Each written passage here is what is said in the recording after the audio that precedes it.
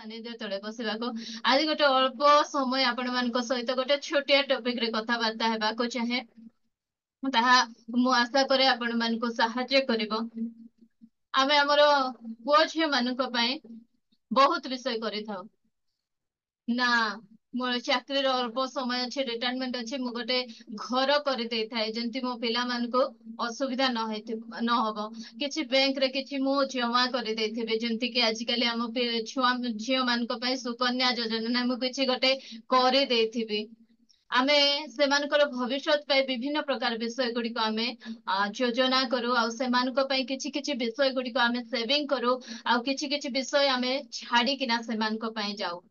ସେମାନଙ୍କର ପାଇଁ ଘର କରିଦେଇଥାଉ, ସେମାନଙ୍କ ପାଇଁ କିଛି ବ୍ୟାଙ୍କ ବାଲାନ୍ସ ଆମେ ଛାଡିକିନା ଯାଇଥାଉ, କିଛି ସେମାନଙ୍କ ପାଇଁ ଆମେ ସଞ୍ଚୟ କରିକିନା ଯାଇଥାଉ।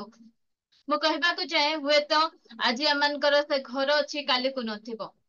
ଯୋଉ ବ୍ୟାଙ୍କ ବାଲାନ୍ସ ଆପଣ ମାନେ ସଞ୍ଚୟ କରି ସେମାନଙ୍କ ପାଇଁ ଯାଇଥିବେ, ହୁଏତ କାଲିକୁ ସେ ବ୍ୟାଙ୍କ ବାଲାନ୍ସ ମଧ୍ୟ ଆପଣ ମାନଙ୍କର ପୁଅ ଝିଅ ମାନଙ୍କ ପାଇଁ ରହି ନଥାଇପାରେ। ପ୍ରିୟ ଭଉଣୀ ମାନେ, କିନ୍ତୁ ମୁଁ ଆପଣ ମାନଙ୍କ ନିକଟରେ ଏ ପ୍ରକାର ଏକ ବିଷୟ ରଖିବାକୁ ଚାହେଁ। ଆପଣ ମାନେ ଯଦି ସେଇ କାମ ଗୁଡିକ କରିବେ, ତାହେଲେ ଆପଣ ମାନଙ୍କର ପରେ ମଧ୍ୟ ଆପଣ ମାନଙ୍କର ପୁଅ ଝିଅ ମାନେ ଜଗତ ମଧ୍ୟରେ ସୁରକ୍ଷିତ ଭାବରେ ରହିପାରିବେ। ଆଜି ସେମିତି କିଛି ବିଷୟ ମୁଁ ମା ମାନଙ୍କୁ କହିବାକୁ ଚାହେଁ। ଆଉ ଏ ସ୍ଥାନରେ ଆମେ ସମସ୍ତେ ମା ମାନେ ବସିଛୁ, ଆମ ସମସ୍ତଙ୍କର ଛୁଆ ମାନେ ଅଛନ୍ତି, ଆଉ ଆମେ ସମସ୍ତେ ସେମାନଙ୍କ ପାଇଁ ଚିନ୍ତିତ, ସେମାନଙ୍କର ଭବିଷ୍ୟତ ପାଇଁ ଚିନ୍ତିତ।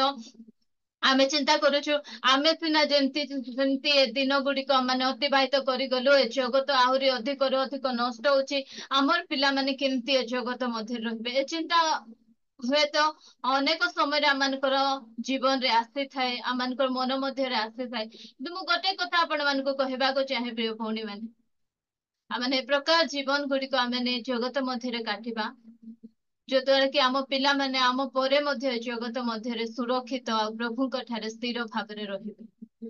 ତ ଆମେ ସମସ୍ତେ ଆକ୍ଟିଭଲି ସବୁ କଥା ଗୁଡିକ ଆମେ ଶୁଣିବା। ମୁଁ ଆପଣ ମାନଙ୍କ ନିକଟ ରଖିବାକୁ ଚାହେଁ ଯୋନାଥନଙ୍କ ବିଷୟରେ। ହୁଏତ ଆପଣ ମାନେ ଜାଣିଥିବେ, ଖୋଲନ୍ତୁ ମୋ ସହିତ ଦ୍ଵିତୀୟ ସାମୁଏଲ 9 ଅଧ୍ୟାୟ। ଆମେ ପୁରା ଅଧ୍ୟାୟଟାକୁ ପଢିଯିବା। ଆଉ ମୁଁ ଆପଣ ମାନଙ୍କୁ ସଣ୍ଡେ ସ୍କୁଲ ପିଲାମାନଙ୍କର କାହାଣୀ କହିଲା ପରେ ଆଜି ଆପଣ ମାନଙ୍କ ନିକଟରେ ମୁଁ କିଛି ରଖିବି। ଖୋଲନ୍ତୁ ଆଉ ଦ୍ଵିତୀୟ ସାମୁଏଲ 9 ଅଧ୍ୟାୟ 1 ପଦରୁ ଆମେ କିଛି କିଛି ପଢି ପଢି ଯିବା। ଅନନ୍ତର ଦାଉଦ ପଚାରିଲେ, ଜୋନାଥନ ସକାଶୁ ମୁଁ ଯାହା ପ୍ରତି ଦୟା ପ୍ରକାଶ କରିପାରେ, ଏପରି କେହି କି ସାଉଲଙ୍କ ବଂଶରେ ଅବଶିଷ୍ଟ ଅଛି? ତହିଁରେ ହଁ, ଲୋକମାନେ ଟିକେ ରୁହନ୍ତୁ ଭଉଣୀ। ଏ ସ୍ଥାନରେ ଲେଖାଗଲା ଜୋନାଥନ ସକାଶୁ ମୁଁ ଯାହା ପ୍ରତି ଦୟା କରିପାରେ, ଏପରି କି ସାଉଲ ବଂଶରେ ଆଉ କିଏ ଅଛି? ଜୋନାଥନ କିଏ ଆପଣ ମାନେ ଜାଣିଥିବେ। ଜୋନାଥନ ହଉଛନ୍ତି ସାଉଲଙ୍କର ପୁଅ। ସାଉଲ ହଉଛନ୍ତି ଇସ୍ରାଏଲର ପ୍ରଥମ ରାଜା। କାହିଁକିନା ଆମମାନଙ୍କ ମଧ୍ୟରେ ଅନେକ ଆମେ ବାଇବଲ ପଢିନୁ, ଏ ବିଷୟରେ ଆମେ ଜାଣିନଥିବୁ, ତେଣୁ ମୁଁ ଆପଣ ମାନଙ୍କୁ କହୁଛି ଜୋନାଥନ ସାଉଲଙ୍କର ପୁଅ, ଆଉ ସାଉଲ ହଉଛନ୍ତି ଇସ୍ରାଏଲର ପ୍ରଥମ ରାଜା। ସାଉଲଙ୍କ ପରେ ଜୋନାଥନ ରାଜା ହେବା କଥା, କିନ୍ତୁ ଇସ୍ରାଏଲର ଦ୍ୱିତୀୟ ରାଜା କିଏ ହଉଛନ୍ତି? ଦାଉଦ ହଉଛନ୍ତି।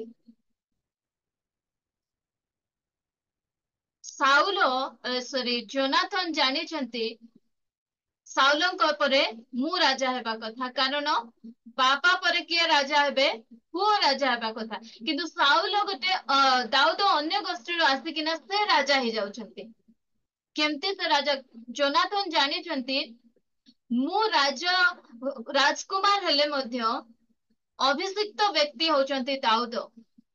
ପରମେଶ୍ୱର ଦାଉଦଙ୍କୁ ଅଭିଷେକ କରି ସାରିଛନ୍ତି।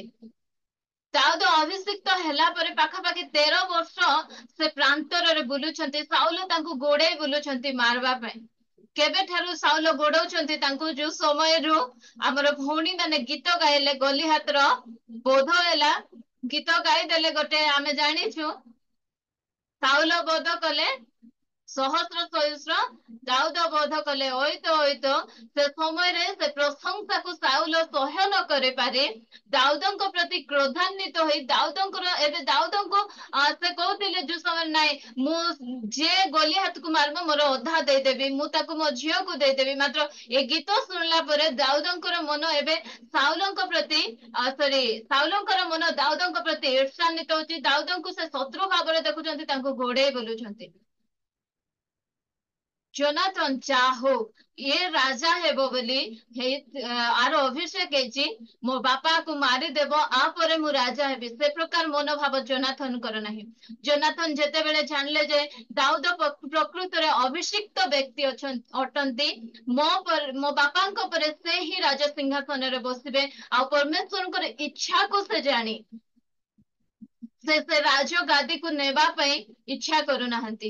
ସେ ଯୋଉ ସମୟରେ ସାଉଲ ତାଙ୍କୁ ମାରବା ପାଇଁ ଯାଉଛନ୍ତି, ଦାଉଦଙ୍କୁ ପ୍ରାନ୍ତରରେ ଇଆଡେ ସିଆଡେ ମାରିଗଲା ବେଳେ ସାଉଲ ତାଙ୍କୁ ବଞ୍ଚାଉଛନ୍ତି। ଆପଣ ମାନେ ପଢିବେ ଯଦି ପ୍ରଥମ ସାମୁଏଲ 18, 19, 20 ଏ ସବୁରେ ଆପଣ ମାନେ ଦାଉଦ ଆଉ ଜୋନାଥନଙ୍କର ବନ୍ଧୁତ୍ୱ ବିଷୟରେ, ସେମାନଙ୍କର ଫ୍ରେଣ୍ଡସିପ ବିଷୟରେ, କି ପ୍ରକାର ସେ ସାଉଲ ଠାରୁ ଦାଉଦକୁ ବଞ୍ଚାଉଛନ୍ତି, ଏ ବିଷୟ ଯାକ ଆପଣ ମାନେ ଘରେ ପଢିପାରିବେ ପ୍ରିୟ ଭଉଣୀ ମାନେ। ତ ସେ ବଞ୍ଚାଉଛନ୍ତି, ତାଙ୍କୁ ମାରୁନାହାନ୍ତି। ମାତ୍ର ଅଧିକାର ଜୋନାଥନ ଚାହିଁଥିଲେ ଦାଉଦଙ୍କୁ ସେ ମାରି ସିଂହାସନରେ ବସି ପାରିଥାନ୍ତେ। ମାତ୍ର ଜୋନାଥନ ଜାଣିଛନ୍ତି ଯେ ଦାଉଦ ଜଣେ ଅଭିଷିକ୍ତ ବ୍ୟକ୍ତି ଅଛନ୍ତି। ଆଜି ଆମମାନେ ମଧ୍ୟ ଅନେକ ସମୟରେ ଆମେ ଅଭିଷେକ ନଥାଇ ଆମେ ବିଭିନ୍ନ ସ୍ଥାନରେ ମୁଁ କରିଦେବି ବୋଲି ଆମେ ଯାଉ। ଆମମାନଙ୍କର ଅନେକ ଟ୍ୟାଲେଣ୍ଟ ଅଛି ତ ମୁଁ ଦେଖେଇଦେବି ବୋଲି ନାହିଁ। ପରମେଶ୍ୱର ଅନେକଙ୍କୁ ଅଭିଷେକ କରିଛନ୍ତି ପ୍ରିୟ ଭଉଣୀ। ଯଦି ଆଜି ମତେ ପରମେଶ୍ୱର ବ୍ୟବହାର କରୁନାହାନ୍ତି, ଅନ୍ୟ ଜଣକୁ ବ୍ୟବହାର କରୁଛନ୍ତି, ତାହେଲେ ଆମେ ତୁନି ହେଇ ବସିବା। ତାଙ୍କ ପାଖରେ ଅଧିକ ଅଭିଷେକ ଅଛି, ସେ ଭଉଣୀ ବ୍ୟବହାର ହୁଅନ୍ତୁ, ସେ ଭାଇ ବ୍ୟବହାର ହୁଅନ୍ତୁ।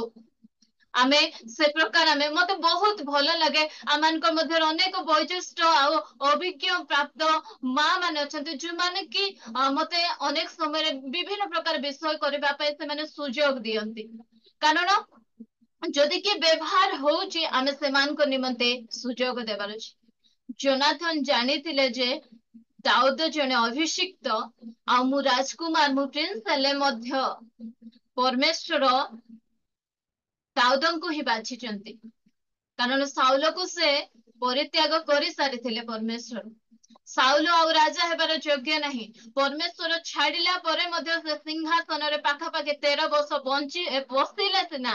ଆଜି ଅନେକ ଜଣଙ୍କୁ ମଧ୍ୟ ଏ ପ୍ରକାର ପରମେଶ୍ୱର ଛାଡିଛନ୍ତି, ମାତ୍ର ସେବା କାର୍ଯ୍ୟ ଚାଲିଛି। ସେ ଅଭିଷେକ ଆଉ ନାହିଁ ସାଉଲଙ୍କ ପାଖରେ। ଜୋନାଥନ ସେ ପ୍ରକାର ଭାବରେ ତାଙ୍କର ଦାଉଦଙ୍କୁ ସେ ସାହାଯ୍ୟ କରୁଛନ୍ତି। ସେ ସାହାଯ୍ୟ ସକାଶୁ ସେ ସାହାଯ୍ୟକୁ ସେ ଭୁଲି ନାହାନ୍ତି। ଦାଉଦ ମନେ ପକାଉଛନ୍ତି। ଦେଖନ୍ତୁ, ଗୋଟେ ବାପା ତାର ଆଉ ଗୋଟେ ପିଢିକୁ କି ପ୍ରକାର ଭାବରେ ସେ କିଛି ଗୋଟେ ଛାଡିକିନା ଯାଉଛି। ଆଜି ଆମର ଜୀବନ ଶୈଳୀ ମଧ୍ୟ ପ୍ରିୟ ଭଉଣୀ ମାନେ ଏ ପ୍ରକାର ହେବାର ଅଛି ଯେ ଆମର ପିଲାମାନଙ୍କୁ ମଧ୍ୟ ଆମେ ଖୋଜିବାର ଅଛି। ସେ ଜଣେ ବହୁତ ଭଲ ଲୋକ ଥିଲେ, ସେ ମତେ ସାହାଯ୍ୟ କରିଥିଲେ। ମୁଁ ତାଙ୍କର ସେ ପୁଅକୁ କି ତାଙ୍କ ଝିଅକୁ ମୁଁ ଟିକେ ସାହାଯ୍ୟ କରିବାକୁ ଚାହୁଁଛି, ତାଙ୍କ ପ୍ରତି ମୁଁ କିଛି କରିବାକୁ ଚାହୁଁଛି। ଏ ପ୍ରକାର ଜୀବନ ଆମେ ଏ ଜଗତ ମଧ୍ୟରେ କାଟିକି ନା ଯାଉ। ରାଜା ହେଇଥିଲେ, ସେ ଗୋଟେ ଥର ରାଜା ହେଇ ତାପରେ ଚାଲି ଯାଇଥାନ୍ତେ, ହୁଏତ ଆଉ କିଛି ବିଷୟ ହେଇଥାନ୍ତା। କିନ୍ତୁ ସେ ଜଣେ ଅଭିଷିକ୍ତ ବ୍ୟକ୍ତିଙ୍କୁ ଚିହ୍ନି ସେ ପଦକୁ ସେ ଛାଡୁଛନ୍ତି। ମୁଁ ରାଜକୁମାର ହେଲେ ମଧ୍ୟ ଏ ସିଂହାସନରେ ବସିବାର ଦାୟିତ୍ୱ, ଏ ସିଂହାସନ ପାଇଁ ଅଭିଷିକ୍ତ ହଉଛନ୍ତି ଆମମାନଙ୍କର ଦାଉଦ, ତେଣୁ ମୁଁ ତାଙ୍କୁ ସାହାଯ୍ୟ କରିବି। ସାଉଲ ଗୋଡେଇ ବୁଲୁଛନ୍ତି ପ୍ରିୟ ଭଉଣୀ ମାନେ ତାଙ୍କୁ, ମାତ୍ର ସେ ସମୟରେ ସାଉଲଙ୍କ ଠାରୁ ଦାଉଦଙ୍କୁ ଜୋନାଥନ ବଞ୍ଚାଉଛି। ତେଣୁ ଏ ସ୍ଥାନରେ କହୁଛନ୍ତି, ମୁଁ କଣ ମାନେ କିଏ ଅଛନ୍ତି କି ଯାହାକୁ କି ସାଉଲଙ୍କର, ଦେଖନ୍ତୁ ଜୋନାଥନଙ୍କ ସକାଶୁ କାହା ବଂଶକୁ ଏଠି ପବିତ୍ର ଆତ୍ମା କେତେ ବଢିଆ ସେ ମେନସନ କରୁଛନ୍ତି। ଜୋନାଥନ ସକାଶୁ ମୁଁ ଯାହା ପ୍ରତି ଦୟା ପ୍ରକାଶ କରିପାରେ, ଏପରି କେହି କି ସାଉଲ ବଂଶରେ ଅବଶିଷ୍ଟ କିଏ ଅଛନ୍ତି କି ସାଉଲଙ୍କ ବଂଶରୁ? ସାଉଲ ମୋ ପ୍ରତି ଖରାପ ବ୍ୟବହାର କଲେ, କିନ୍ତୁ ତାଙ୍କ ପୁଅ ଜୋନାଥନ ମୋ ପ୍ରତି ଉତ୍ତମ ବ୍ୟବହାର କରିଛନ୍ତି। ମୋ ପ୍ରାଣକୁ ସେ ରକ୍ଷା କରିଛନ୍ତି, ତେଣୁ ମୁଁ ତାଙ୍କୁ ସାହାଯ୍ୟ କରିବାକୁ ଚାହୁଁଛି। ତଳକୁ ପଢନ୍ତୁ। ତହିଁରେ ଲୋକମାନେ ଶିବହ ନାମକ ସାଉଲଙ୍କ ବଂଶର ଏକ ଦାସକୁ ଦାଉଦଙ୍କ ନିକଟକୁ ଡାକନ୍ତେ ରାଜା ତାହାକୁ ପଚାରିଲେ, ତୁମ୍ଭେ କି ଶିବହ? ତହୁଁ ସେ କହିଲା, ଆପଣଙ୍କ ଦାସ ସେହି। ତହିଁରେ ରାଜା ପଚାରିଲେ, ମୁଁ ଯାହା ପ୍ରତି ପରମେଶ୍ୱରଙ୍କ ଦୟା ପ୍ରକାଶ କରିପାରେ, ଏପରି କେହି କି ଏବେ ସାଉଲଙ୍କ ବଂଶରେ ଅଛି? ଏଥିରେ ଶିବହ ରାଜାଙ୍କୁ କହିଲା, ଜୋନାଥନର ଏକ ପୁତ୍ର ଏବେ ଅଛି, ତାହାର ପାଦ ଛୋଟା। ତହୁଁ ରାଜା ତାହାକୁ ପଚାରିଲେ, ସେ କେଉଁଠାରେ ଅଛି? ତହିଁରେ ଶିବହ ରାଜାଙ୍କୁ କହିଲା, ଦେଖନ୍ତୁ, ସେ ଲୋଦବାରରେ ଅମିଏଲର ପୁତ୍ର ମାଖିରର ଗୃହରେ ଅଛି। ତେବେ ଦାଉଦ ରାଜା ଲୋଦବାରକୁ ଲୋକ ପଠାଇ ସାତ ଅମିଏଲର ପଦ ପୁତ୍ର ପଢନ୍ତୁ ଭଉଣୀ, ସାତ ପଦ। ତହିଁରେ ଦାଉଦ ତାହାକୁ କହିଲେ, ଭୟ ନ କର, କାରଣ ମୁଁ ତୁମ୍ଭ ପିତା ଜନାଥନ ସକାଶୁ ଅବଶ୍ୟ ତୁମ୍ଭ ପ୍ରତି ଦୟା ପ୍ରକାଶ କରିବି ଓ ତୁମ୍ଭ ପିତାମହ ସାଉଲଙ୍କର ସମସ୍ତ ଭୂମି ତୁମ୍ଭକୁ ଫେରାଇ ଦେବି ଓ ତୁମ୍ଭେ ନିତ୍ୟ ମୋହର ମେଜରେ ଭୋଜନ କରିବ। ଏ ସ୍ଥାନରେ ଦେଖନ୍ତୁ, ଯୋଉ ସମୟରେ ଦାଉଦଙ୍କୁ ଜଣା ପଡିଛି ଯେ ନାଇଁ, ଜୋନାଥନଙ୍କର ଜଣେ ପୁତ୍ର ଅଛନ୍ତି, ତାଙ୍କର ପାଦ ତାଙ୍କେ ଛୋଟା। ସେ କିଏ ହଉଛନ୍ତି? ସେ ହଉଛନ୍ତି ମଫିବସତ। ଆଉ ସେ କୋଉଠି ରହୁଛନ୍ତି ଦେଖନ୍ତୁ, ତାଙ୍କର ନିଜର ଗୃହ ମଧ୍ୟ ନାହିଁ। ଚାରିପଦ ମୁଁ ପଢୁଛି, ତହୁଁ ରାଜା ତାହାକୁ ପଚାରିଲେ, ସେ କେଉଁଠାରେ ଅଛି? ତହିଁରେ ଶିବା ରାଜା କହିଲା, ଦେଖନ୍ତୁ, ସେ ଲୋ ଦୋବରାରେ ଅମିଏଲର ପୁତ୍ର ମାଖିର ଗୃହରେ ଅଛି। ତେବେ ଦାଉଦ ରାଜା ଲୋ ଦୋବାରଙ୍କୁ ଲୋକ ପଠାଇ ଅମିଏଲର ପୁତ୍ର ମାଖିରର ଗୃହକୁ ତାହାକୁ ଅଣାଇଲେ। ଏଥିରେ ସାଉଲଙ୍କର ପୁତ୍ର ଜୋନାଥନର ପୁତ୍ର ମଫିବସତ। ଜୋନାଥନଙ୍କ ପୁତ୍ରଙ୍କ ନାଁ କଣ? ମଫିବସତ। ସେ ଜଣେ ଅନ୍ୟ ଜଣଙ୍କ ଘରେ ରହୁଛି। ସେ ସମୟରେ ତାଙ୍କୁ ଡକେଇ ପଠାଉଛନ୍ତି, ଆଉ ଡକେଇକିନା ତାଙ୍କୁ ତାଙ୍କର ସହିତ ମେଜରେ ବସେଇକିନା ଖାଇବା ପାଇଁ କହୁଛନ୍ତି। ସାଧାରଣତଃ ରାଜାଙ୍କର ଘରେ ରାଜାଙ୍କ ସହିତ ମେଜରେ ବସି ଖାଇବା ମାନେ ଗୋଟେ ସୌଭାଗ୍ୟର ବିଷୟ ଅଟେ। ଆଉ ରାଜାଙ୍କୁ ତାଙ୍କୁ ଡାକିକିନା ତାଙ୍କୁ ଖାଇବା ପାଇଁ ନିମନ୍ତ୍ରଣ କରାଉଛନ୍ତି। ରାଜା ଲୋକ ପଠେଇକିନା ତାଙ୍କୁ ଡାକୁଛନ୍ତି। ଏସବୁ ସମ୍ମାନ କେମିତି ପାଇପାରୁଛନ୍ତି ମଫିବସତ? ତାଙ୍କ ବାପାଙ୍କ ସକାଶେ। ଆଉ ଯୋଉ ସମୟରେ ତାଙ୍କୁ ଏ ସବୁ ସମ୍ମାନରେ ସମ୍ମାନିତ କରାଯାଉଛି, ସେ ସମୟରେ ମଫିବସତ କଣ କହୁଛନ୍ତି? ତେଣୁ ସେ ପ୍ରଣାମ କରି କହିଲା, ରାଜାଙ୍କୁ ପ୍ରଣାମ କରି କହୁଛନ୍ତି, ମୁଁ ତ ମଲା କୁକୁର ପରି, ଆପଣ ଯେ ମତେ ଅନେଇବେ, ଆପଣଙ୍କର ଦାସର ଏପରି କଣ ଅଛି? ଦେଖନ୍ତୁ, ଯେମିତି ବାପାର ସେମିତି ପୁଅ। ତାଙ୍କର ମନ ଭିତରେ ଏମିତି ନାହିଁ ଯେ ମୋର ଜେଜେ ବାପା ରାଜା ଥିଲେ, ଏବେ ମୁଁ ରାଜପୁତ୍ର ବା ରାଜ ସିଂହାସନରେ ବସିବା କଥା, ମାତ୍ର ଦାଉଦ ମୋର ବାପାଙ୍କୁ ହଟେଇକିନା ବସିଛି, ଏ ପ୍ରକାର ମନୋଭାବ ମଫିବସତଙ୍କର ନାହିଁ। ସେ କେତେ ନମ୍ରତାର ସହିତ ଆସୁଛନ୍ତି। ସେ ରାଜାଙ୍କର ପଦର ମର୍ଯ୍ୟାଦାକୁ ସେ ବୁଝି ନମ୍ରତାର ସହିତ ଆସି କହୁଛନ୍ତି କି, ମୋର ଏମିତି କଣ ଅଛି ଯେ ଆପଣ ମତେ ଏତେ ସମ୍ମାନ କରୁଛନ୍ତି? ମୁଁ ତ ଗୋଟେ ମଲା କୁକୁର ପରି। ପ୍ରିୟ ଭଉଣୀ ମାନେ, ମୁଁ ମଧ୍ୟ କହିବି, ଆଜି ଆମେ ମାନେ ମଧ୍ୟ ଗୋଟେ ମଲା କୁକୁର ପରି ଆମମାନଙ୍କର ଜୀବନ ଥିଲା। ଆମମାନଙ୍କ ପାଖରୁ ଏ ପ୍ରକାର ଦୁର୍ଗନ୍ଧ ଗୁଡିକ ବାହାରୁଥିଲା। ଲୋକମାନେ, ଆମେ ପାଟି ଖୋଲିଲେ ଏମିତି ମିଠା ମିଠା ଭାଷା ଆମମାନଙ୍କର ମୁଖରୁ ବାହାରୁ ନଥିଲା, ଦୁର୍ଗନ୍ଧ ଗୁଡିକ ବାହାରୁଥିଲା। କିନ୍ତୁ ସେଇ ଜୋନାଥନ ପ୍ରଭୁ ଯୀଶୁ ଖ୍ରୀଷ୍ଟଙ୍କ ଦ୍ଵାରା ଆଜି ଆମମାନଙ୍କୁ ସେ ଦୋହଲା କାଦୁଅରେ ଉଠେଇ ରାଜ ସିଂହାସନରେ ସେ ଆମମାନଙ୍କୁ ବସେଇଛନ୍ତି। ସେ ଆତ୍ମିକ ଜୋନାଥନ ଆମମାନଙ୍କର ପ୍ରଭୁ ଯୀଶୁ ଖ୍ରୀଷ୍ଟ, ଯିଏକି ଆମମାନଙ୍କୁ ରାଜ ସିଂହାସନରେ ବସେଇଛନ୍ତି।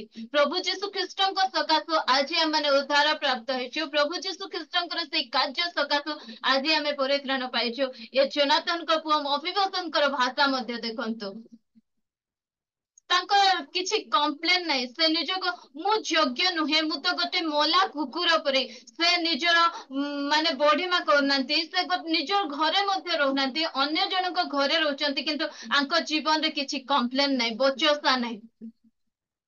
ସେ ଚାହିଁଲେ କହିଥାନ୍ତେ, ହଁ, ତୁମେ ଏବେ ଯୋଉ ଜାଗାରେ ବସିଛ ସେ ଜାଗାରେ ମୁଁ ରହିବା କଥା, ମୋ ବାପା ବସିବା କଥା, ମୋ ବାପାଙ୍କ ଉପରେ ମୁଁ ରାଜା ହେବା କଥା। ଏ ପ୍ରକାର ଆତ୍ମ ବଢିମା ନାହିଁ ତାଙ୍କର।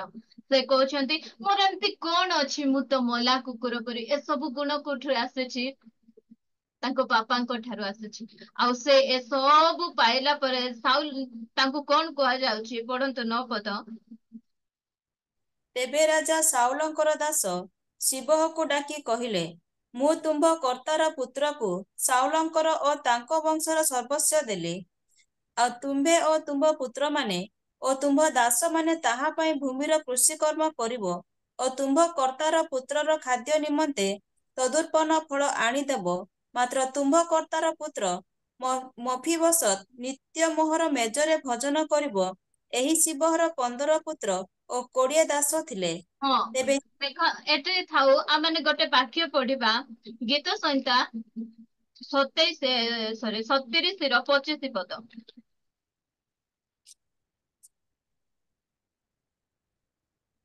ମୁଁ ଯୁବା ଥିଲି, ଏବେ ବୃଦ୍ଧ ହୋଇଅଛି, ତଥାପି ମୁଁ ଧାର୍ମିକକୁ ପରିତ୍ୟକ୍ତ ଅବା ତାହାର ବଂଶକୁ ଖାଦ୍ୟ ଭିକ୍ଷା କରିବାର ଦେଖି ନାହିଁ। ଦାଉଦ ସ୍ଥାନରେ କହୁଛନ୍ତି ମୁଁ ଯୁବା ଥିଲି ଏବେ ବୃଦ୍ଧ ହେଲି, ମାତ୍ର ଧାର୍ମିକ ବଂଶକୁ ପରିତ୍ୟକ୍ତ କି ଖାଦ୍ୟ ଭିକ୍ଷା କରିବାକୁ ମୁଁ ଦେଖିନାହିଁ। ଆପଣ ମାନେ ଯଦି ଚାହୁଁଛନ୍ତି ଆପଣ ମାନଙ୍କର ପୁଅ ଝିଅ ମାନେ ଜଗତ ମଧ୍ୟରେ ଭଲରେ ଖାଆନ୍ତୁ, ଭଲରେ ରୁହନ୍ତୁ ବୋଲି, ତାହେଲେ ଆପଣଙ୍କୁ ଧାର୍ମିକ ଜୀବନ କାଟିବାକୁ ପଡିବ ପ୍ରିୟ ଭଉଣୀ ମାନେ। ଆମେ ଯଦି ଧାର୍ମିକ ଜୀବନ କାଟୁ, ଆମର ପୁଅ ଝିଅ ମାନଙ୍କୁ ତା ଆଗରେ ହାତ ପତେଇବାକୁ ପଡିବ ନାହିଁ। ମତେ ଟିକେ ଜବ୍ ଦିଅ, ମତେ ଟିକେ ଖାଇବା ପାଇଁ ଅସୁବିଧା ହଉଛି, ରହିବା ପାଇଁ ଅସୁବିଧା ହଉଛି, ଏ ପ୍ରକାର କରିବାକୁ ପଡିବ। କାରଣ ଅନେକ ବଂଶ, ଆମେ ଏ ସ୍ଥାନରେ ବିଭିନ୍ନ ପ୍ରକାର ବଂଶର ଲୋକମାନେ ବସିଛୁ। ଆମର ବଂଶ ଖାଦ୍ୟ ଭିକ୍ଷା କରିବ, କିନ୍ତୁ ଧାର୍ମିକ ବଂଶ କେବେ ମଧ୍ୟ ଖାଦ୍ୟ ଭିକ୍ଷା କରିବନି। ଆଉ ଆମେ ହଉଛୁ ଧାର୍ମିକ ବଂଶ। ଆମେ କେମିତି ଧାର୍ମିକ ଜୀବନ କାଟିବା? ଯୋଉ ସମୟରେ ଆମେ ଟ୍ରେନରେ ଯାଉ, ବସ ରେ ଯାଉ, ବିନା ଟିକେଟରେ ଅନେକ ସମୟରେ ଆମେ ଚଢି ଯାଇଥାଉ। ଆଉ ଟିଟି ଯଦି ଆସନ୍ତି ଟ୍ରେନରେ, ତାହେଲେ ଏ ବଗିରୁ ସେ ବଗିକୁ ଆମେ ନ ଯାଉ। ଆମେ ଯୋଉ ସମୟରେ ଜାଣୁଛୁ ନା 5-10 ଟଙ୍କା ବଞ୍ଚେଇବା ପାଇଁ, ଆମେ ସେ ପ୍ରକାର ନ କରୁ। ଆମେ ଗୋଟେ ଧାର୍ମିକ ଜୀବନ କାଟିବା। ଅନେକ ଭଉଣୀ ମାନେ ତା ଘରେ କାମ କରିବା ପାଇଁ ଯାଆନ୍ତି। ଆମେ ଟିକେ ସର୍ଫ, ଟିକେ ସାବୁନ, କାର ସ୍ପୁନ ଗୋଟେ ଏମିତି ଚୋରି କରି ଆଣିକିନା ଆମେ ରଖବା ନାହିଁ। ଆମେ ଯଦି ସେମିତି କରୁଛୁ, ତାହେଲେ ଆମେ ଅଧାର୍ମିକ ବଂଶ ଅଟୁ। ଗୋଟେ ଧାର୍ମିକ ଜୀବନ ଆମକୁ କାଟିବାର ଅଛି ପ୍ରିୟ ଭଉଣୀ। ଆମେ ଯେବେ ଧାର୍ମିକ ଜୀବନ କାଟିବା, ଆମ ପୁଅ ଝିଅ ମାନେ କେବେ ମଧ୍ୟ ଖାଦ୍ୟ ଭିକ୍ଷା କରିବେ ନାହିଁ, ଅନ୍ୟ ଆଗରେ ହାତ ପତେଇବେ ନାହିଁ, ଅନ୍ୟମାନଙ୍କୁ ମାଗିବେ ନାହିଁ। ଆମେ ଏ ପ୍ରକାର ଧାର୍ମିକ ଜୀବନ, କାମ କରିବା ଜାଗାରେ ଆକୁ ଠକିଦେବା, ତାକୁ ଠକି ଯିବା। ଆମର ଭାଇ ମାନେ ଇଲେକ୍ଟ୍ରିକ କାମ କରୁଛନ୍ତି, କାର ୱାର ବଳି ଗଲେ ଘରେ ଧରି ପଳାଇବେ, କାର ଟେପ ଗୋଟେ ଯଦି ବଳି ଯାଇଥିବ ଘରକୁ ଧରି ପଳାଇବେ। ତାହେଲେ ଆମେ ଧାର୍ମିକ ଜୀବନ କାଟୁନା। ଆମେ ଗୋଟେ ଉତ୍ତମ ଧାର୍ମିକ ଜୀବନ ପ୍ରତ୍ୟେକ ସମୟରେ କାଟିବାର ଅଛି ପ୍ରିୟ ଭଉଣୀ ମାନେ। ଯଦ୍ୱାରା କି ଆମେ ଆମର ପିଲାମାନଙ୍କର ଭବିଷ୍ୟତକୁ ଆମେ ଏସବୁ କରିକିନା ଆମେ ଗଠନ କରୁଛୁ। ଅନେକ ଭଉଣୀ ମାନେ ଆମମାନଙ୍କର ମେଡିକାଲରେ କାମ କରୁଛନ୍ତି, ସେ ସ୍ଥାନରେ ମଧ୍ୟ ଆମେ ଗୋଟେ ଧାର୍ମିକ ଜୀବନ ଆମେ ପ୍ରତ୍ୟେକ ସମୟରେ ଆମେ କାଟିବାର ଆବଶ୍ୟକତା ରହିଛି। ଯଦ୍ୱାରା କି ଆମର ପିଲାମାନଙ୍କ ନିମନ୍ତେ ଆମେ ଗୋଟେ ଉତ୍ତମ ଭବିଷ୍ୟତକୁ ଆମେ ତିଆରି କରିକିନା ଆମେ ଛାଡି ଯାଉଛୁ। ମୁଁ ଧାର୍ମିକ ହେବି, ତାହେଲେ ମୋ ପିଲାମାନେ କେବେ ମଧ୍ୟ ଅନ୍ୟମାନଙ୍କ ଆଗରେ ହାତ ପତେଇବେ ନାହିଁ।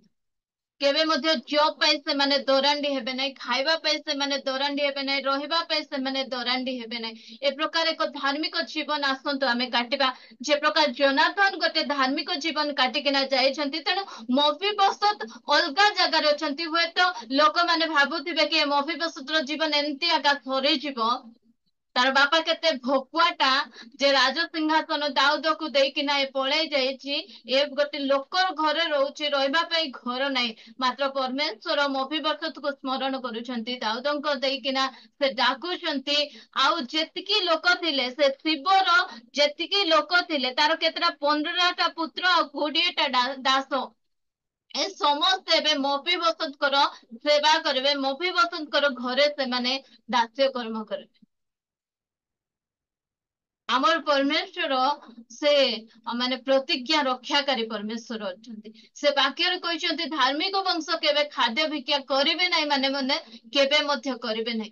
ଆସନ୍ତୁ ଆମେ ଗୋଟେ ଧାର୍ମିକ ଜୀବନ କାଟି ଆମ ପୁଅ ଝିଅ ମାନଙ୍କର ଉତ୍ତମ ଭବିଷ୍ୟତକୁ ଆମେ ତିଆରି କରୁ। ଆମ ପୁଅ ଝିଅ ମାନଙ୍କ ନିମନ୍ତେ ଏକ ଉତ୍ତମ ଜାଗାକୁ ଆମେ ତିଆରି କରି ଯାଉ ପ୍ରିୟ ଭଉଣୀ ମାନେ। ଯଦ୍ୱାରା କି ଆମ ପିଲାମାନେ ମନ୍ଦ ଜଗତରେ ମଧ୍ୟ ଗୋଟେ ଉତ୍ତମ ମାହୋଲରେ ସେମାନେ ବଢି ପାରିବେ, ଗୋଟେ ଉତ୍ତମ ଜାଗାରେ ସେମାନେ ରହିପାରିବେ।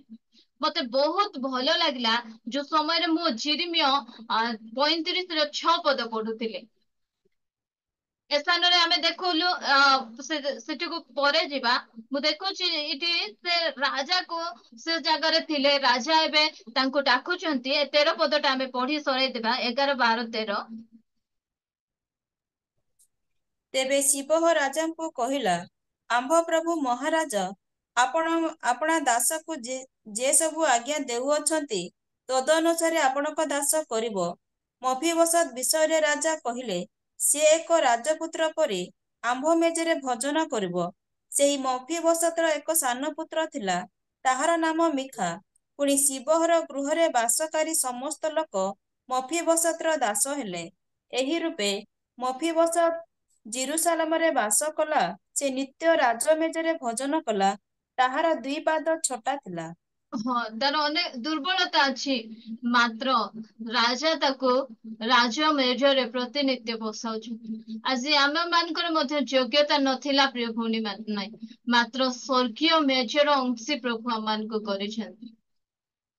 ସେ ଜୋନାଥନଙ୍କ ସକାଶୁ ଆଜି ଆମମାନେ ସ୍ୱର୍ଗୀୟ ମେଜର ଅଂଶୀ ହେଇଛୁ। ଆମମାନେ ମଧ୍ୟ ମଫିବୋଶେଥଙ୍କ ପରି ମଲା କୁକୁର ପରି ପଡିଥିଲୁ। ପ୍ରଭୁ ଯୀଶୁ ଖ୍ରୀଷ୍ଟଙ୍କ ହେତୁ ଆମମାନଙ୍କୁ ସେ ସ୍ଥାନରୁ ଉଠେଇ ନର୍କ ନିମନ୍ତେ ଯୋଗ୍ୟ ଥିବା ଲୋକମାନଙ୍କୁ ଉଠେଇକିନା ପ୍ରଭୁ ରାଜ ସିଂହାସନରେ ବସେଇ ତାଙ୍କ ସ୍ୱର୍ଗୀୟ ମେଜରେ ଆମେ ପ୍ରତି ମାସରେ ସେ ସ୍ୱର୍ଗୀୟ ମେଜର ଅଂଶୀ ହେଇପାରୁଛୁ। ମଫିବୋଶେଥ ମଧ୍ୟ ଜୋନାଥନଙ୍କ ହେତୁ ସେ ସ୍ୱର୍ଗୀୟ ମେଜର ଅଂଶୀ ହଉଛନ୍ତି। ଏବେ ହୁଏତ ଆମମାନଙ୍କର ବାପା ମା ମାନେ ଅନେକଙ୍କର ଚାଲି ଯାଇଥାନ୍ତି, ମାତ୍ର ଯାହାଙ୍କର ବାପା ମା ମାନେ କିଛି ଭଲ କାମ କରିଥିବେ, ଦେଖିବେ ତୁ ତା ଝିଅ କି, ତୁ ତା ପୁଅ କି, ଓ ତୋର ବାପା ଏମିତି ଥିଲା, ମାନେ କେତେ ଖୁସି ଲାଗେ। କାଲି ଗୋଟେ କଥା, ଆମ ବାବାଙ୍କ ପରେ ମୋ ଭାଇ ବକ୍ସ ଯାକ ବନଉଛି, ଯୋଉ କଫିନ ବକ୍ସ ଯାକ। ତ ସେ ମତେ କହୁଥିଲା, ଆଉ ଯେବେ ବି ଯେ ଦୋକାନକୁ ଆସୁଛନ୍ତି ଖାଲି ବାବାଙ୍କ ତାରିଫ ଛଡା ଆଉ କିଛି କହୁନାହାନ୍ତି। ମାନେ ଆମ ବାବାଙ୍କର ସେ ପ୍ରକାର ଜୀବନ ଆମକୁ ଅନେକ ସମୟରେ ବିଭିନ୍ନ ପ୍ରକାର ଫେଭର ତାକୁ ମଧ୍ୟ ମିଳୁଛି, ଆମମାନଙ୍କୁ ମଧ୍ୟ ମିଳୁଛି। ଓ ତୁମେ ତାର ପୁଅ କି, ତାର ଝିଅ କି, ତୁମର ବାପା ଏମିତି ଥିଲେ କହିଲେ ଗୋଟେ କେତେ ବଢିଆ ଖୁସି ଲାଗୁଛି। ଆଉ ମୁଁ କହିବାକୁ ଚାହେଁ ପ୍ରିୟ ଭଉଣୀ ମାନେ, ଆମ ବାବାଙ୍କର ଧାର୍ମିକ ଜୀବନ ହେତୁ ମୋ ଭାଇ ଭଉଣୀ ମାନେ ଏବେ ବହୁତ ଭଲରେ ଅଛନ୍ତି। ବାବାଙ୍କ ଗଲା ପରେ ମୋର ସାନ ଭଉଣୀର ବହୁତ ଭଲ ଜବ ଗୋଟେ ହେଲା, ମୋ ଭାଇ ମଧ୍ୟ ଭଲ ସେ କମଉଛି। ମୁଁ ତ ଏସବୁ ଦେଖି ଏ ବାକ୍ୟ ଗୁଡିକ ମୁଁ ମନେ ପକାଏ। ଆମେ ଅନେକ ସମୟରେ ମୋ ମା ବିରକ୍ତ ହୁଅନ୍ତି ମୋ ବାବାଙ୍କ କଥା ଯୋଗୁ, କାହିଁକିନା ମୋ ବାବା କାହାର ଦୁଃଖ ଦେଖି ପାରନ୍ତି ନାହିଁ। କିଏ ଗୋଟେ ଆସିଲା ଏମିତି କଫିନ ବକ୍ସ ମଧ୍ୟ ସେ ଫ୍ରିରେ ମଧ୍ୟ ଦେଇ ଦିଅନ୍ତି। ମାନେ ସେ ସବୁ ଯୋଉ ସବୁ କମେଇଛନ୍ତି, ଯୋଉ ସବୁ ସେ ବୁଣିକିନା ଯାଇଛନ୍ତି, ଏ ଦିନ ମାନଙ୍କରେ ସେ ସବୁ ତାଙ୍କ ପୁଅ ଝିଅ ଗୁଡିକ କାଟୁଛନ୍ତି। ଆମେ ଅନେକ ସମୟରେ ଭାବୁ କାହାକୁ ସାହାଯ୍ୟ କରିବାଟା, କାହାକୁ କିଛି ଦେଇଦେବାଟା ନାଇଁ, ଆମର ସରିଗଲା, ଆମର ବୁଡିଗଲା, ନାଇଁ। ଆପଣଙ୍କ ପିଢିରେ ଯଦି ଆପଣ କାଟୁ ନାହାନ୍ତି, ତାହେଲେ ଆପଣଙ୍କର ନେକ୍ସଟ ପିଢି ସେ ସବୁ କାଟିବ ପ୍ରିୟ ଭଉଣୀ ମାନେ। ତେଣୁ ଆମେ ଆମର ପିଢି ପାଇଁ କିଛି କିଛି ଭଲ କାମ କରି ଛାଡି ଛାଡି ଯିବା, ଯଦ୍ୱାରା କି ଆମ ପିଲାମାନେ ସେ ସବୁର ଫଳ ଗୁଡିକ ଦେଖିବେ। ଆସନ୍ତୁ ଆମମାନେ ଯିରିମିୟ 35:6 ପଢୁ। ମାତ୍ର ସେମାନେ କହିଲେ, ଆମ୍ଭେମାନେ ଦ୍ରାକ୍ଷାରସ ପାନ କରିବୁ ନାହିଁ, କାରଣ ଆମ୍ଭମାନଙ୍କର ପିତୃପୁରୁଷ ରେଖବର ପୁତ୍ର ଜିହୋନାଦବ ଆମ୍ଭମାନଙ୍କୁ ଏହି ଆଜ୍ଞା ଦେଇଅଛନ୍ତି, ତୁମ୍ଭେମାନେ ଓ ତୁମ୍ଭମାନଙ୍କର ସନ୍ତାନଗଣ କେହି କେବେ ଦ୍ରାକ୍ଷାରସ ପାନ କରିବ ନାହିଁ। ଦେଖନ୍ତୁ, ଏ ସ୍ଥାନରେ ଏମାନେ କହୁଛନ୍ତି ଆମେ ଦ୍ରାକ୍ଷା ରସ ପାନ କରିବୁ ନାହିଁ। କାହିଁକି? ଏଟା ଆମର ପୂର୍ବ ପୁରୁଷ ମାନେ ଆମକୁ ଶିଖେଇଛନ୍ତି। କି ଶିକ୍ଷା! ଏ ପ୍ରକାର ଶିକ୍ଷା ଆମର ମଧ୍ୟ ହେବାର ଆବଶ୍ୟକତା ରହିଛି। ଆମେ ଯୋଉ ସମୟରେ ପଢୁ ହିତୋପଦେଶ 22:6, ବାଳକର ଗନ୍ତବ୍ୟ ପଥରେ ତାହାକୁ ଶିକ୍ଷିତ କରା, ତହିଁରେ ସେ ବୃଦ୍ଧ ହେଲେ ମଧ୍ୟ ତହିଁରୁ ବିମୁଖ ହେବ ନାହିଁ। ଆମ ପିଲାମାନଙ୍କୁ ଆମେ ଏ ପ୍ରକାର ଶିଖେଇବାର ଆବଶ୍ୟକତା ରହିଛି, ଯୋଉ ସମୟରେ କି ସେମାନେ ବଡ ହେଲେ ମଧ୍ୟ ସେଥିରୁ ବିମୁଖ ହେବେନି। ପ୍ରକାଶ ବହୁତ ଛୋଟ ଥାଏ, 4 ବର୍ଷର ହେଇଥାଏ। ଥରେ କଣ ହେଲା, ସେ ମତେ ଏମିତି ହାତ ଉଠେଇଲା, ମୁଁ ତାକୁ କାଖେଇଥିଲି, ସେ ମତେ ହାତ ଉଠେଇଲା, ମୁଁ ତାର ହାତରେ ଏତେ ଜୋର ସେ ମାରିଥିଲି, ସେ ଦିନଠୁ ଆଉ ଏବେ ବଡ ହେଲାଣି ସିନା, କେବେ ସେ ବଡ ମାନଙ୍କୁ ହାତ ଉଠେଇବ ନାହିଁ। କାହିଁକିନା ଆମେ ଆମର ପିଲାମାନଙ୍କୁ ସେ ପ୍ରକାର ଶିଖେଇବାର ଅଛି ପ୍ରିୟ ଭଉଣୀ ମାନେ। ଆଉ ଥରେ ମତେ ମନେ ନାହିଁ ମୋ ପୁଅ ନା ଝିଅ କିଏ ଆମ ପର୍ସ ରୁ ପଇସା କାଢିକି ନେଇଛି, ତାପରେ ସେମାନଙ୍କୁ ବି ମାଡ ହେଇଛି। ତା ପରଠୁ ଆଉ ଆମ ଘରେ ପଇସା ମଧ୍ୟ ହଉଛୁ ନାହିଁ, ଯୋଉଠି ପଡିଥିଲେ ବି କାଢିକି ନା, ମାନେ ଆମର ପିଲାମାନଙ୍କୁ ଆମେ ଛୋଟ ବେଳୁ ଯଦି ଛୋଟ ଛୋଟ ବିଷୟରେ ଆମେ ଶିଖେଇବା, ବଡ ହେଲେ ମଧ୍ୟ ସେଠୁରୁ ସେମାନେ ବିମୁଖ ହେବେ ନାହିଁ। ଏ ସ୍ଥାନରେ ଆମର ଏ ରେଖବର ପୁତ୍ର ମାନେ ଏ ରେଖବ ବଂଶ ଲୋକମାନଙ୍କୁ ଏମିତି ଶିଖା ହେଇଛି ଯେ ସେମାନଙ୍କୁ ଦ୍ରାକ୍ଷା ରସ ଯାଚିଲେ ମଧ୍ୟ ସେମାନେ ପିଉନାହାନ୍ତି। ଆଜି ଏମିତି ଚାଲିଛି, ଅନେକ ପରିସ୍ଥିତି ଏ ପ୍ରକାର ହେଇଛି, ଛୋଟ ଛୋଟ ପିଲାମାନେ ଡ୍ରଗ୍ସ ଆଡିକ୍ଟ। ଛୋଟ ଛୋଟ ପିଲା ଆମେ ଦେଖୁ ସେ ରାସ୍ତାରେ ଆମେ ଯୋଉ ସମୟରେ ଚାଲିଯିବୁ, ପୁରା ଟିନେଜର ପିଲାମାନେ ଗୋଟେ ହାତରେ ଚା ଧରିଥିବେ, ଚା କପ୍ ଧରିଥିବେ, ଆଉ ଗୋଟେ ହାତରେ ସିଗାରେଟ ଧରି ସେମାନେ ଟାଣୁଥିବେ। ଦୁଃଖ ଲାଗେ ସେମାନଙ୍କୁ ଦେଖିଲେ। ଆଚ୍ଛା ପ୍ରିୟ ଭଉଣୀ ମାନେ, ଆମେ ଏ ପ୍ରକାର ଶିଖେଇବାର ଅଛି ଆମର ପିଲାମାନଙ୍କୁ। ଯେ ପ୍ରକାର ଲୋମେଲ ରାଜାର ମା ତାଙ୍କୁ ଶିଖାଉଛନ୍ତି, ବାପାରେ ରାଜା ମାନେ ଦ୍ରାକ୍ଷା ରସ ପିଇବାଟା ଭଲ ନୁହେଁ। ଆସୁ ଆମେ ମଧ୍ୟ ପ୍ରିୟ ଭଉଣୀ ମାନେ ଏ ପ୍ରକାର ଶିକ୍ଷା ଗୁଡିକ ଆମମାନଙ୍କ ପିଲାମାନଙ୍କର ଭିତରେ ଆମେ ଦେଇକିନା ଯାଇଥାଉ, ଯୋଉଟା କି ଆମ ପରେ ମଧ୍ୟ ଆମେ ନଥିବା ଜାଗାରେ ମଧ୍ୟ ସେମାନଙ୍କୁ କୌଣସି ବିଷୟ ନଷ୍ଟ କରିପାରିବନି। ଏମିତି ଶିକ୍ଷା ଗୁଡିକ ଆମକୁ ଦେବାର ଅଛି। ପ୍ରଭୁ ବିଷୟକ ଭୟ ଏ ପ୍ରକାର ସେମାନଙ୍କର ଜୀବନରେ ଆମମାନଙ୍କୁ ଭରି ଦେବାର ଅଛି। ଆମେ ପ୍ରତ୍ୟେକ ସ୍ଥାନରେ ଆମ ପିଲାମାନଙ୍କର ସୁରକ୍ଷା ପାଇଁ ଆମେ ନଥାଉ ପ୍ରିୟ ଭଉଣୀ ମାନେ। କି ସେମାନେ କଣ କରୁଛନ୍ତି କଣ ନାହିଁ, କଲେଜ ଯାଉଛନ୍ତି କାହା ସହିତ ମିଶୁଛନ୍ତି, ସ୍କୁଲ ଯାଉଛନ୍ତି କାହା ସହିତ ମିଶୁଛନ୍ତି, କେମିତି ହଉଛନ୍ତି, ଆମେ ସେମାନଙ୍କ ସାଙ୍ଗରେ ଯାଇପାରିବା ନାହିଁ। ମାତ୍ର ଆମର ଶିକ୍ଷା ସେମାନଙ୍କର ସହିତ ଯିବ। ତେଣୁ ଆମମାନେ ସେମାନଙ୍କୁ ଏକ ଉତ୍ତମ ଶିକ୍ଷା ଦେଇ ଉତ୍ତମ ମାର୍ଗରେ ଗଢେଇ ନେବାର ଅଛି। ଏ ରେଖ ଏମାନଙ୍କର ବିଷୟରେ ଦେଖନ୍ତୁ, ସେ କହୁଛନ୍ତି ଯେ ମାତ୍ର ସେମାନେ କହିଲେ, ତାଙ୍କୁ ଦ୍ରାକ୍ଷା ରସ ଯାଚୁଛନ୍ତି। ପିଇଦେରେ ଆଜିକାଲି କିଏ ପିଇବେ ନାହିଁ, ସମସ୍ତେ ତ ପିଉଛନ୍ତି। ଚାଲ ଟିକେ ସିନେମା ଯିବା। ନ ପିଇଲେ ଗୋଟେ ଆଜିକାଲି ହେଉଛି କି ବୋଲି ଆମ ପିଲାମାନଙ୍କୁ କହିବେ। ସମସ୍ତେ ତ ପିଉଛନ୍ତି, ତୁ ଟିକେ ପିଇଦେଲେ କଣ ହେଇଗଲା। ସମସ୍ତେ ଫିଲ୍ମ ଯାଉଛନ୍ତି, ତୁ ଟିକେ ଆମ ସହିତ ମିଶି ଫିଲ୍ମ ପଳେଇଲେ କଣ ହେଲା, ଚାଲ ଯିବା। ଏମିତି ହୁଏ ତ କରନ୍ତି, ସମସ୍ତେ ଯିବେ କିନ୍ତୁ ଆମେ ଯିବୁ ନାହିଁ। ଆମ ପିଲାମାନଙ୍କୁ ଆମେ ଶିଖେଇବାର ଅଛି ପ୍ରିୟ ଭଉଣୀ। ଆମର ପିଲାମାନେ କେତେ କେତେ ସୁଧୁରି ସୁଧୁରି ଆସିଲେଣି, ମତେ ସେମାନଙ୍କୁ ଦେଖୁଥିଲେ ବହୁତ ଖୁସି ଲାଗେ। ଅନେକ ପିଲାମାନେ ଥିଲେ, ସେମାନଙ୍କର ଜନ୍ମଦିନରେ ସେମାନଙ୍କର ସାଙ୍ଗମାନେ ସେମାନଙ୍କୁ ଡାକି ଅଣ୍ଡା ଫିଙ୍ଗା ଫିଙ୍ଗି କ୍ରିମ লিপା ଲୁପି ହଉଥିଲେ। ମାତ୍ର 2-3 ବର୍ଷ ହେଲା ସେ ସବୁରୁ ଆମ ପିଲାମାନେ ବାହାରି ପଡିଲେ। କାହିଁକିନା ଶିକ୍ଷା ନଥିଲା। ହଁ ଏଟା ତ ଗୋଟେ ଏନଜୟମେଣ୍ଟ, ବାହାର ଲୋକ କରୁଛନ୍ତି, ଆମେ ମଧ୍ୟ ଚାଲ ବାତ୍ରା ମାନଙ୍କୁ କରି ସାର୍ଟ ପାଟ ଖୋଲିଦେବା, ଜନ୍ମଦିନ ଆମେ ଏଞ୍ଜୟ କରିବା, ଆଉ ଆମେ ସବୁ ସୋସିଆଲ ମିଡିଆରେ ଷ୍ଟୋରି ଯାକ ଅପଲୋଡ କରିବା, ଏସବୁ ଚାଲିଥିଲା। କିନ୍ତୁ ଯୋଉ ସମୟରେ ସେମାନଙ୍କ ଭିତରେ ଶିକ୍ଷା ଗୁଡିକ ଭର୍ତ୍ତି କରାହଉଛି, ସେ ସମୟରେ ସେଥିରୁ ସେମାନେ ବାହାରୁଛନ୍ତି। ତାଙ୍କ ସାଙ୍ଗମାନେ ଡାକୁଛନ୍ତି ସେମାନଙ୍କୁ, ମାତ୍ର ଏମାନେ ଏବେ ମନା କରୁଛନ୍ତି, ନାଇଁରେ ବାପା ଆମେ ଆଗେ ସେମିତି ଥିଲୁ, ମାତ୍ର ଏବେ ଆମେ ଏ ପ୍ରକାର କରିବୁ ନାହିଁ। ଆମର ବାପା ମା ଆମକୁ ଏବେ ଏ ପ୍ରକାର ଶିକ୍ଷା ଦଉଛନ୍ତି, ସେ ଶିକ୍ଷା ଗୁଡିକ ତାଙ୍କ ଜୀବନରେ କାମ କରୁଛି, ଆଉ ସେ ସବୁକୁ ମନା କରୁଛି। ପ୍ରିୟ ଭଉଣୀ ମାନେ, ଆମେ ମଧ୍ୟ ଆମ ପିଢିକୁ, ଆମ ପିଲାମାନଙ୍କୁ ସେପରି ଶିକ୍ଷା ଦଉ। ଛୋଟ ବେଳରୁ ସେମାନଙ୍କୁ ସେ ପ୍ରକାର, ନାଇଁରେ ବାପା ଏମିତି କରିବାର ନାହିଁ, ସେମିତି କରିବାର ନାହିଁ, ଏସବୁ ଆମେ ଶିଖେଇବାର ଆବଶ୍ୟକତା ରହିଛି ପ୍ରିୟ ଭଉଣୀ ମାନେ। ଏସବୁ ବିଷୟ ହିଁ ଏ ମନ୍ଦ ଜଗତରେ ଆମ ପିଲାମାନଙ୍କୁ ସୁରକ୍ଷା କରି ରଖିବ। ଆମର ପିଲାମାନେ ଅନେକ ସମୟରେ ବିଭିନ୍ନ ପ୍ରକାର ଷ୍ଟାଇଲ ବା ଜଗତର ଷ୍ଟାଇଲ, ଫାଟିଲା ପ୍ୟାଣ୍ଟ ପିନ୍ଧିବା ପାଇଁ ସେମାନଙ୍କୁ ବହୁତ ଇଚ୍ଛା ଲାଗେ।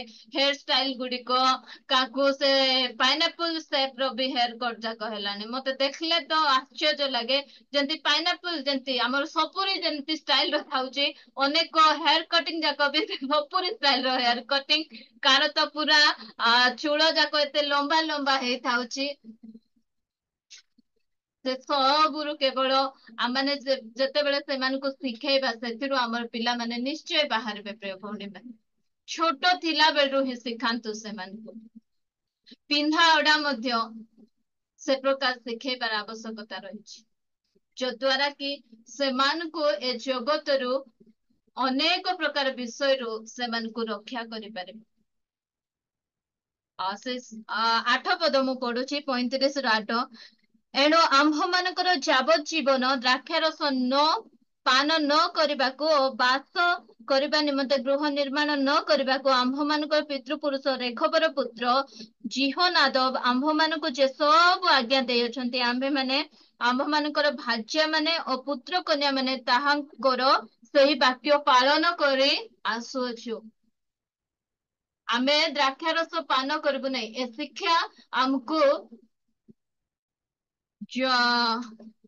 जीवन आदव देथिले आ ए शिक्षा को आमे तो मानुछु हमर स्त्री मान को मध्य मनाउछु आ हमर पुओ झियो मान को मध्य मनै ए आज्ञा रे ए शिक्षा रे आमे चली चली आसुछु ए प्रकार एक शिक्षा गुडी को हमर पिला मानकर भितरे आमे भर्ती करबा जे से माने से शिक्षा रे चलबा सहित तांको स्त्री मान को मध्य शिखेबे तांकर पिला मान को मध्य से मार्ग रे शिखेबे एटा ही आमे छाड़ी कि ना जीवा प्रिय भौणी माने टंका छाड़ी बहुत भल कथा से घर कर जमी किणी देइचंती बहुत भल कथा हुए तो से जमी टंका से पाखरे सब बेले रही पारे नाही किंतु आमानकर आदर्श आमानकर शिक्षा प्रत्येक समय से पाखरे रहिबो आ से शिक्षा ए मंद जगत रो से रक्षा करिबो नष्ट करिबो नाही तेनु ए सब शिक्षा गुडी को आमाने तांकर जीवन रे तांकर भितरे आम देकी ना जाऊ कारण आम पाखे आम एमती सब संभ्रांत परिवार गुड़िक आसी ना आम धन संपत्ति पर्याप्त अच्छी आम पाई छाड़ी जा किछि दुख करबा नै आम पिला गोटे घर मध्य करि पारलु नै किछि असुविधा नै मात्र आमनकर शिक्षा आमनकर आदर्श आमनकर जीवन शैली से निमंते आमे छाड़ी की जीवा जो द्वारा कि आम पिला को ए प्रकार आमे शिक्षा देथिबा छोटटू बेलु आ जो समय रे बड़ हेकिना से माने से अंधकार जगत सहित सामना करिवे से समय रे मशांक परि कहि पारिबे एवरी 11 रो 24 रु 27 जाई पढ़िबा लंबा होची हेले भी पढ़ी जिबा माने आ अल्प समय आपण मान करनेबे विश्वास द्वारा मशा बयस प्राप्त ହେଲା ଉତ୍ତରେ ଫାରୋଙ୍କର କନ୍ୟାଙ୍କ ପୁତ୍ର ବୋଲି ଖ୍ୟାତ ହେବାକୁ ନାସ୍ତି କଲେ। ପାପର କ୍ଷଣିକ ସୁଖ ଭୋଗ ଅପେକ୍ଷା ଈଶ୍ୱରଙ୍କ ଲୋକମାନଙ୍କ ସହିତ ବରଂ ଦୁଃଖ ଭୋଗ କରିବାକୁ ସେ ପସନ୍ଦ କଲେ। ପୁଣି ମିଶରର ସମସ୍ତ ଧନ ଅପେକ୍ଷା ଖ୍ରୀଷ୍ଟଙ୍କ ନିନ୍ଦାର ସହଭାଗୀ ହେବା ଶ୍ରେଷ୍ଠତର ଧନ ବୋଲି ମନେ କଲେ କାରଣ ସେ ପୁରସ୍କାର ଦାନର ସମୟ ପ୍ରତି ଦୃଷ୍ଟିପାତ କଲେ। ବିଶ୍ୱାସ ଦ୍ୱାରା ସେ ରାଜାଙ୍କ କ୍ରୋଧକୁ ଭୟ ନ କରି ମିଶର ପରିତ୍ୟାଗ କଲେ ଯେଣୁ ଯେ ଅଦୃଶ୍ୟ ତାହାଙ୍କୁ ଦର୍ଶନ କଲା ପରି ସୁସ୍ଥିର ରହିଲେ। प्रेज द लॉर्ड केते बढ़िया जोकेबत को पाखरे बहुत मोसांको मा जोकेबत को पाखरे बहुत अल्प समय थिला प्रिय भौणी माने तांको पाखरे केवल सुजोग कोन से खाली तांको क्षीर पियाइबे क्षीर पियाबाटा छाडले मोसांको से फारंको कन्या को समर्पण करदेबे से अल्प समय मध्यरे तांको मां तांको भितरे एंती सब शिक्षा को भर्ती कर देचंती जो द्वारा कि मोसा बयस प्राप्त ହେଲା ପରେ ଯେମିତି ଆମେ ସେ କାଉ ଆଉ ଉକ୍ରସ ପକ୍ଷୀର ଗପ ଆମେ ଶୁଣିଛୁ ମୁଁ ଏ ଉକ୍ରସ କାଉ ମାନଙ୍କ ପାଖରେ ଚଢେଇ ଛୁଆ ମାନଙ୍କ ପାଖରେ ଥିଲେ ମଧ୍ୟ ଯେତେବେଳେ ମଶା ବୟସ ପ୍ରାପ୍ତ ହଉଛନ୍ତି ଯେ ତାଙ୍କର ଚେହେରା ନାହିଁ ଏମାନେ ତ ଦେଖିବା ପାଇଁ ଗୋଟେ ଭିନ୍ନ ପ୍ରକାର ଆଉ ମୁଁ ମଧ୍ୟ ମୁଁ ଭିନ୍ନ ପ୍ରକାର ତେଣୁ ସେ ମିଶରର ସେ ଧନ ସମ୍ପତ୍ତି ସବୁରେ ନିଜକୁ ବ୍ୟସ୍ତ କରି ଦଉନାହାନ୍ତି ରଖୁନାହାନ୍ତି ମାତ୍ର ଖ୍ରୀଷ୍ଟଙ୍କ ସହିତ ପାପର କ୍ଷଣିକ ସୁଖ ଭୋଗ ଅପେକ୍ଷା ଖ୍ରୀଷ୍ଟଙ୍କ ସହିତ ବରଂ ଦୁଃଖ ଭୋଗ କରିବାକୁ ସେ ପସନ୍ଦ କରୁଛନ୍ତି। ए प्रकार शिक्षा गुड़िक आम पिला भितर आम भरू प्रिय भौणी माने जो द्वारा कि आम पिला माने मंद जगत रे से माने ख्रीष्टଙ୍କ सहित दुख भोग को पसंद करेंगे किंतु पापरे पड़ी जीवा पे से माने पसंद करेंगे नहीं मते 27 पद बहुत बढ़िया लागला राजांकर क्रोध को भय न करे मिश्वर परित्याग कले मु मिश्वर को परित्याग करिबी राजा क्रोध करिबो मात्र किछि जाय आसे नहीं सेथिरे से परमेश्वर को देखी नाहंती मात्र देखला परे निजको सुस्थिर करे परमेश्वर सहित चलुछंती। आसंतु प्रिय भौणी माने आमे निज निज को ए प्रकार करो आम पिला मानक जीवन ए प्रकार विषय गुड़िक भरी देउ जोटा कि आम पिला मानकर भविष्यत को गठन करबो ए प्रकार विषय गुड़िक आमे छाड़ू जोकेबत बहुत अल्प समय जोकेबत आउ तांकर पुओ सहित रहबा पे बहुत अल्प समय पाइले हुए तो आज आमनकर पुओ झियो माने मध्य बड़ होचंती से माने बाहर स्टडी पाई छिबा पे आरंभ कलेनी आम पुओ झियो माने विवाह हेबा पे आरंभ हेलानी अनेक समय परे मैरेज होला पर हुए तो आमनकर सेमानकर सहित सेतिके आउरी व्यवहार नथिबो एबे समय अछि एबे सुजोग अछि सेमानकर मध्यरे से सब शिक्षा को आमे भरी दो जो शिक्षा गुड़िक कि अंधकार जगत रे जीवा समय रे से माने फाइट करबे अंधकार जीवा जगत को गला समय से अंधकार से घोड़ाई नदेव से अंधकार जगत मध्य गोटे ज्योति स्वरूप जाज्वल्य मान हेबे आ जो माने अंधकार अछंती से आलोक को आनी पारे ए प्रकार हमर पुओ झियो को आमे तैयारी करू ए प्रकार हमर पुओ झियो को आमे गठन करू ए प्रकार आमे शिक्षित कराऊ हमर पुओ झियो मान को कारण लेखा गला बालकर गंतव्य पथरे ताहाको शिक्षित कराऊ तहिरे से वृद्ध हेले मध्य तहिरो विमुख हेबने एबे हम पिला माने छोट अछंती सेमान को आमे गठन करबा सेमान को आमे तैयारी करबा आमनकर व्यवहार को आमे से प्रकार करू जो द्वारा कि आम पिला माने मशांक परी से जगतर सुख सुविधा को मना करि परबे रेख वंशर पुओ झियो मानक परी विभिन्न प्रकार जगतर मंदता को मना करि परबे खराब अभ्यास रे अभ्यस्त न हेबे आउ मफिबसदकर बापा जोनाथन जे प्रकार एक उत्तम कार्य करे तांको निमंते उत्तम विषय गुड़िक छाड़ी गले आमे मध्ये से प्रकार आम पुओ झियो मानक पई उत्तम कर्म करबा धार्मिक जीवन काटिबा आ आम पुओ झियो मानकर भविष्यत को आमाने उत्तम भाव रे करबा पई ए जगत मध्य रे आमे छाड़ी किना जिबा प्रभु अल्प वाक्य दे आम समस्त को आशीर्वाद करंतु प्रेज द लॉर्ड।